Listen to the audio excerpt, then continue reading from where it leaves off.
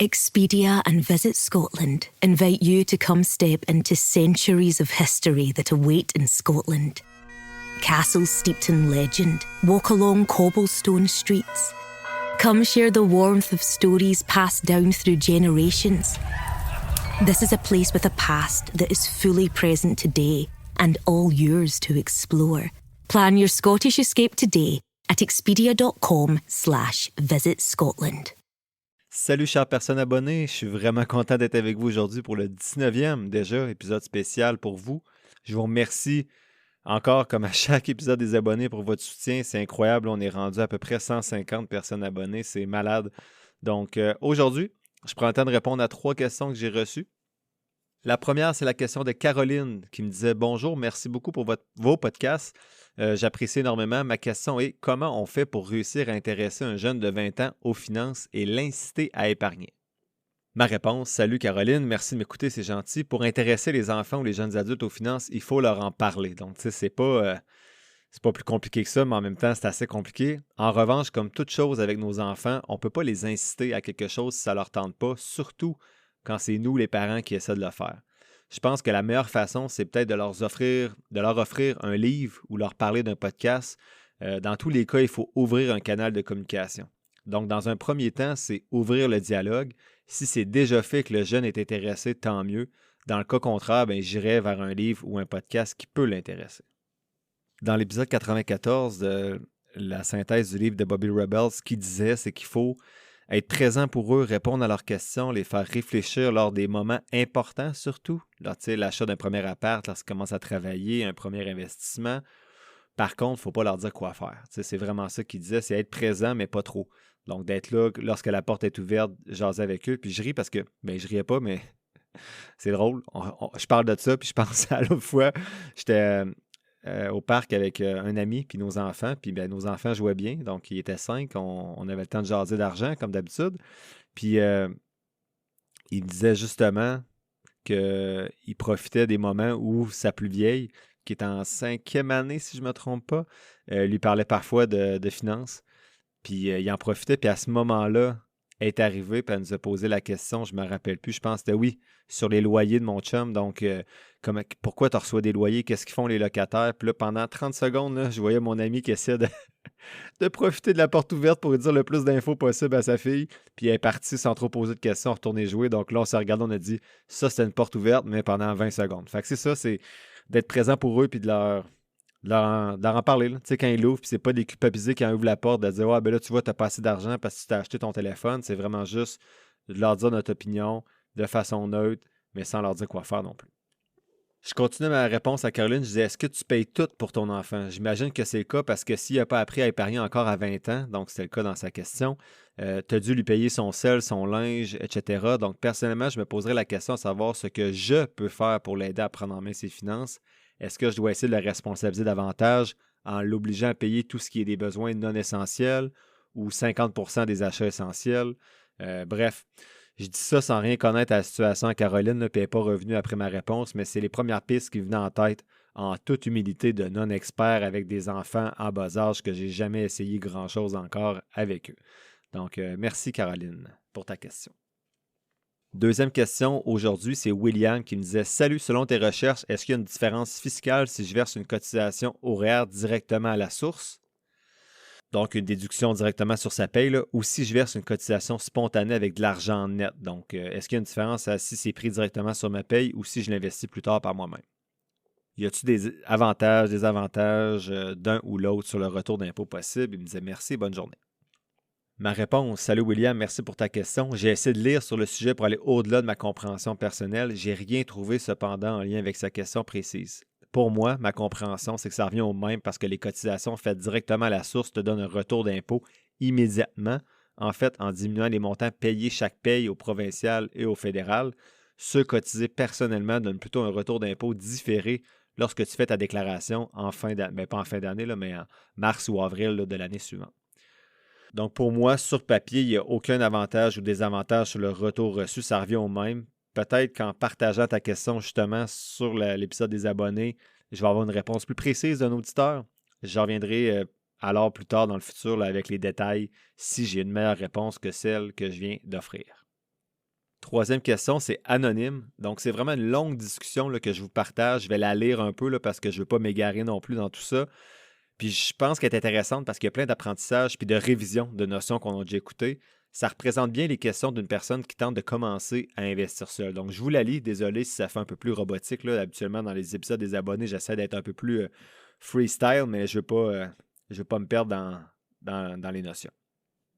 Ça commence comme suit. Donc, il dit: Je suis dans la cinquantaine avec un très bon salaire qui, malgré tout, a pas beaucoup. J'ai pas beaucoup de placements pour mon âge. J'ai pas profité des RE avec mes enfants. Mon cellier est vide, etc. L'argent me brûle dans les mains et je suis un peu exaspéré. Je réussis à accumuler d'importantes dettes, des marges de crédit en plus de mon hypothèque. Avant la semaine dernière, ma culture financière était donc comme tout bon Québécois moyen, c'est-à-dire nulle.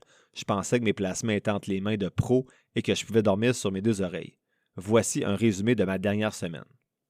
Et là, vous allez voir, je lis ce que la personne écrit, mais quand je lui ai répondu, j'ai répondu directement dans son message en rouge. Donc, vous allez voir, à travers la lecture que je fais de ce que la personne me raconte, j'ai mes réponses que je vais intégrer directement au texte.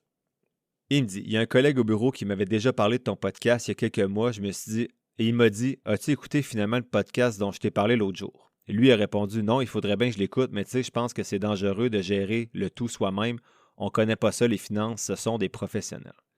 Donc, il dit dans l'après-midi en auto, en train d'aller faire des courses pour acheter des choses qu'il n'y a pas besoin. J'ai mis haha entre parenthèses. Je démarre finalement ton podcast. Je ne sais pas qu'il y en avait autant. Donc là, j'ai mis oui, c'est un peu essoufflant enregistrer tout ça. Par défaut, il dit que c'est le dernier qui se met à jouer. Donc, au moment qu'il m'écrivait, c'était l'épisode numéro 44, où je présentais mon dernier bilan trimestriel. Il dit: ouf, je pensais que tu parlais une langue étrangère. FNB, fonds commun. Il dit: j'étais épuisé à la fin. Je me suis dit: relax, commence par le début. Le début. J'ai dit bravo, il y a plusieurs personnes qui se seraient juste découragées. Il dit: le premier épisode m'a vraiment motivé et j'ai déjà réalisé qu'il fallait que je change. Le deuxième m'a solidement assommé car j'aurais sûrement eu besoin de lunettes de soleil. Bien oui. Et sérieusement, il est très important cet épisode car je vais y revenir plus tard. Donc, on va voir plus loin. Conjointement, il dit avec l'épisode numéro 26 là, qui l'a beaucoup intéressé mais qui n'a pas beaucoup compris sur tout ce qui touche l'analyse fondamentale, là, que je vous dis souvent que ce n'est pas nécessaire, mais lui, ça l'a intéressé. En parallèle de l'écoute intensive de tes podcasts dans la semaine, je me suis ajouté 2 tâches les soirs. 1. Je mets à jour mon budget plein de toiles d'araignée pour comprendre où sont les trous par lesquels je ne peux pas retenir mon argent.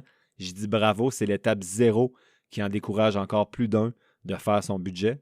Ça me décourage, moi encore.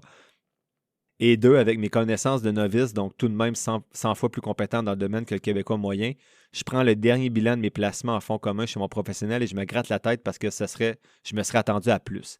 Je décide de retourner les 10 dernières années en arrière pour voir mes placements effectués pour évaluer leur performance. C'est à ce moment que j'ai constaté le traumatisant manque à gagner. Je découvre par la suite les frais mensuels. Je réalise maintenant la catastrophe. Il m'écrit qu'il met 400$ par mois, à peu près avec des rendements moyens de 3,5% pendant 7 ans. Depuis 2016, donc entre 2016 et 2023, il dit que les indices ont fait à peu près 15%. C'est pas acceptable. Il dit qu'il a calculé à partir d'un rendement de 7% au lieu de 3,5%, donc avec une calculatrice en ligne. Et le manque à gagner en 7 ans est de près de 100 000 s'il ne se trompe pas, il dit dans ses calculs. Donc, c'est 320 000 de différence à sa retraite qui arrive dans 9 ans au moment d'écrire mes lignes. D'où la catastrophe qu'il mentionnait plus tôt. Pour les frais de gestion, sur le prospectus, il dit que c'est écrit selon les fonds de 1,7 à 1,9% et on dit que ça suit le marché. J'ai écrit juste aïe aïe, 100 000 de perdu en 7 ans. Il continue, bref, me voilà une semaine plus tard, je suis rendu à l'épisode 35. J'ai dit aïe aïe, 35 épisodes en une semaine, j'espère que tu écoutes ça à vitesse 1.5 comme moi. Il dit que son compte de courtage est ouvert, donc lui c'est chez Banque Nationale avec des comptes CELI canadien US et US, REER canadien US et un CRI canadien. Il dit maintenant que c'est un membre complet de l'aventure de mon podcast, même s'il n'aime pas Spotify, je le remercie. Ses tâches prioritaires cette semaine, il disait 1. Transférer un petit montant pour acheter les FNB dans mes différents comptes. J'ai dit c'est génial parce que l'argent semble te brûler les mains comme plusieurs de mes chums. Idéalement, ce que je lui disais, c'est qu'il pourrait systématiser un pourcentage de son salaire pour que le virement se fasse automatiquement dans son compte de courtage. Il pourrait ensuite virer plus d'argent s'il le souhaite, mais il s'assurait ainsi d'avoir au moins un minimum qui serait déjà transféré à chaque mois. Et deuxième tâche qui s'était fixée, c'est remplir les fameux formulaires de transfert de placement entre sa firme de placement et ses nouveaux comptes de courtage. J'ai dit oui, c'est un peu de paperasse au début, mais ça te permet de sauver, comme on a vu, presque 320 000 $, donc c'est payé cher de l'heure quand même. Il continue, bref, je suis vieux, il se fait tard, c'est ça tout de même la peine que je me suis tenté de limiter. C'est tout de même pas pire la peine que je me suis tenté de limiter les dégâts, du moins je vais essayer. Merci de m'avoir ouvert les yeux, j'en suis très reconnaissant. J'y ai répondu, ça fait plaisir, il faut demeurer prudent si tu es près de la retraite. Je lui suggérais de partir du plan déjà établi pour lui avec son conseiller en termes de répartition d'actifs et de prendre un FNB qui correspond à ça. Cependant, en approchant de la retraite, j'ai suggéré de payer un professionnel à l'heure probablement pour s'assurer que tout est beau et d'établir son plan de décaissement. Personne anonyme continuait et disait « J'en profite en terminant pour quelques questions en rafale si c'est possible. 1. Pour les paramètres d'action, donc les épisodes 2 et 6 sur l'analyse fondamentale, j'aimerais bien comprendre ce que tu fais ou me faire ou avoir mon tableau Excel pour ta méthodologie si tu l'offres encore. Je n'ai pas regardé si ça fait partie de l'abonnement. J'ai dit salut, oui, j'envoie ces documents-là aux personnes qui s'abonnent à 3,99 par mois. Habituellement, j'envoie ça genre en octobre et en avril. J'ai envoyé le dernier justement le mois passé. 2, il dit j'aimerais avoir le nom du logiciel de simulation boursière que j'utilise. J'ai dit désolé, je ne comprends pas ta question ici. Merci de me relancer. Qu'est-ce que tu veux dire par simulation boursière? Il dit oui, des simulateurs de trading. Il me semble que tu disais en utiliser un au début, peut-être je me trompe. J'ai dit oui, c'est Investopedia, que tu peux faire des simulations de transactions, là, comme avec un portefeuille fictif. Je ne l'utilise plus depuis, là, mais peut-être qu'il fonctionne encore. Et enfin, sa troisième question, il se demandait finalement pour les deux fonds, mes deux fonds de Vanguard, là, VXUS et AVUV que j'ai dans mes REER, il me demandait est-ce que tu les achètes dans ton compte REER US ou ça n'a pas d'importance puis ils peuvent être achetés dans le compte REER canadien. J'ai dit REER US, si tu achètes dans REER canadien, tu dois acheter des équivalents en canadien. Par exemple, pour le SP500, tu as VO aux États-Unis et en canadien, c'est VFV. Alors que moi, VXUS et AVUV sont dans mon REER américain. Il me disait merci encore, c'est vraiment cool ce que tu fais et désolé pour le long courriel. J'ai dit aucun problème, merci de m'écouter et de répandre la bonne nouvelle. Il y a eu un suivi après, donc il m'a répondu et encore une fois, je vais vous donner des détails de mes réponses qui sont en rouge là, dans le texte que je vais vous lire, donc je vous lis tout ça. Il dit bonjour, monsieur Finance Fondamentale. Encore moi, l'anonyme, je me répète encore, mais un gros merci pour ton éducation qui m'a permis de me réveiller. Beaucoup trop tard, mais ce n'est pas ton problème. Et l'important, c'est que je suis en mission dans les prochains mois, années, pour rectifier le tout avec mes 3 fils qui sont fin adolescence, jeunes adultes. Bref, c'est vraiment apprécié. Il dit qu'il s'est abonné, puis c'est vraiment cool les épisodes de réponse aux questions. Merci. Car tes réponses m'ont permis de répondre à certaines de mes questions sur les dividendes. Il a dit qu'il a dévoré tous les épisodes des abonnés en 3 jours. Il dit qu'il y en a encore quand même quelques-uns à rattraper. Avant ces questions, il permettait de donner un statut de son transfert d'actifs vers son compte de courtage. Donc, il a tout fait la semaine dernière qui disait qu'il est en attente. Donc, il se croise les doigts parce que son conseiller qui est avec lui depuis 25 ans, même après lui avoir expliqué sa décision de l'avoir traité avec égard et grand respect, il a vraiment très mal réagi. Donc, il dit que ça le réconforte encore de l'avoir laissé aller. Moi aussi, ça me réconforterait. J'ai répondu, ça montre bien qu'il tenait plus à son argent qu'à ton rendement et à ton patrimoine. Il dit par contre que c'est stressant d'avoir présentement quelques centaines de milliers de dollars dans un no man's land, donc pendant le transfert. Là. Après vérification ce matin, lorsque les gens de courtage lui disent que tout est conforme et qu'ils ont transmis les documents qui sont en attente, le tout peut prendre 5 à 10 jours ouvrables avant un retour de la part de la compagnie. Donc, il dit que ça fait 5 jours en ce moment.